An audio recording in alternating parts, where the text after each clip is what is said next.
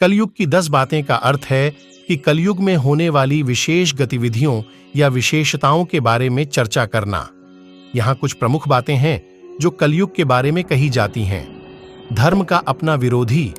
कलयुग में धर्म के लिए विरोधिता की बढ़ती है। लोग धार्मिक आदर्शों को भूल जाते हैं और अधर्म की ओर प्रवृत्त होते हैं। ज्ञान का भ्रम। लोगों के बीच अनेक भ्रांतियां फैलती हैं।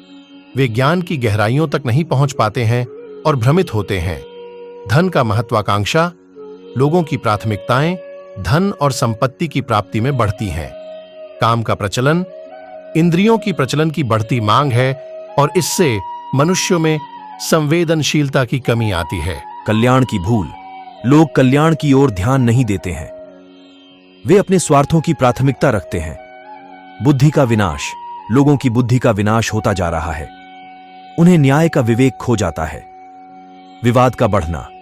लोगों के बीच विवादों और कलह की बढ़ती मांग है। दया और करुणा का अभाव।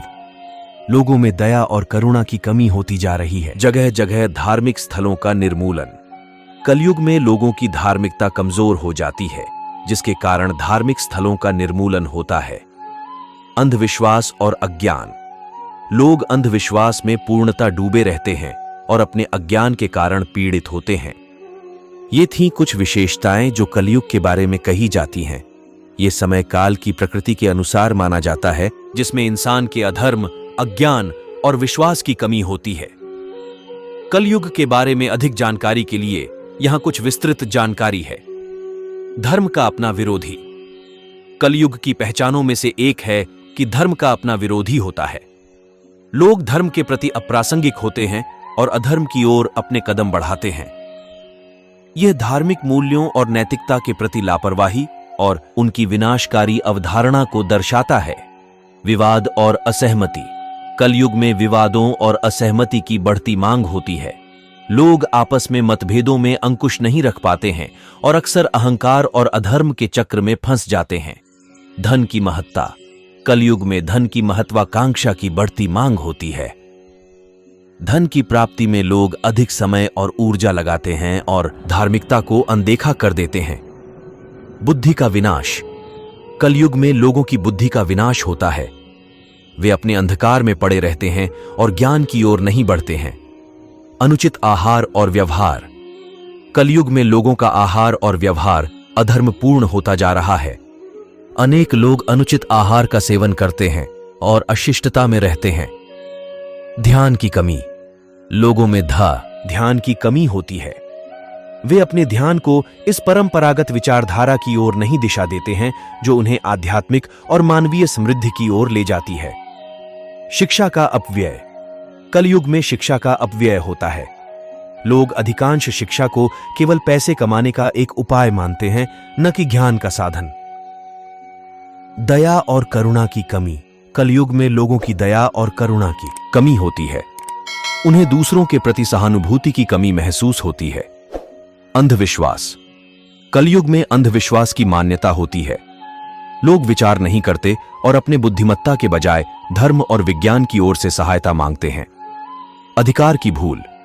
कलयुग यहां कुछ और विवरण 10 बातों के बारे में। युगांतर। कलयुग का युगांतर भगवान कृष्ण के महाप्रस्थान के समय के साथ हुआ था, जो महाभारत काल के दौरान हुआ था। धर्म के अवतरण। कलयुग में धर्म के अवतार भगवान बुद्ध, जिन्न और शंकराचार्य जैसे प्रमुख धार्मिक आधारशिला ने आए थे। अधर्म की प्रचलना। कलयुग में अधर्म की प्रचलना होती है, जैसे कि बदलते सामाजिक मूल्य, न्याय की अंधाधुंध लालसा और लोगों के बीच विवादों की बढ़ती मांग। संवेदनशीलता की कमी। युगांतर के साथ मनुष्यों की संवेदनशीलता में कमी आती है, जो अधर्म परायणता और स्वार्थ परायणता में बढ़ावा करती है। ध्यान की भूल। कलयुग में मनुष्य अपने आध्यात्मिक उत्कृष्टता के लिए ध्यान नहीं देता है, जो उन्हें अधर्म परायण और समृद्धिहीन बनाता है। असंतोष। कलयुग में असंतोष की भावना बढ़ती है, जो लोगों को आत्मसंतोष के स्थान पर बहुत सारी आवश्यकताओं की खोज में ले जाता है। शिक्षा का निष्कर्ष। शिक्षा का निष्कर्ष और उपयोग धन कमाने के लिए ज्यादा होता है, न कि ज्ञान और सद्गुणों की प्राप्ति के लिए। पाप की प्रचलना। कलयुग में पाप की प्रचलना होती है जैसे कि अधर्म परायणता, हिंसा, अपमान और अन्य अनैतिक कृत्य। धार्मिक स्थलों का नाश। धार्मिक स्थलों का नाश भी कलयुग की एक प्रमुख विशेषता है, जैसे कि मंदिर, मस्जिद, गुरुद्वारे और चर्चे के विनाश की घटना। युगांतर के परिणाम। कलयुग के युगांतर के साथ मानव समाज में अधर्म और दुर्भावना का अधिक प्रभाव महसूस होता है, जो मानव समाज को एक अवसादनीय स्थिति में डाल देता है। ये थीं कुछ अधिक बातें कलयुग के बारे में। कलयुग की विशेषताओं को समझने के लिए विशेष अध्ययन और आध्यात्मिक जागरूकता की आवश्यकता होती है। हाय फ्रेंड्स, मेरा चैनल को सब्सक्राइब और वीडियो को लाइक, शेयर, कमेंट जरूर कर देना।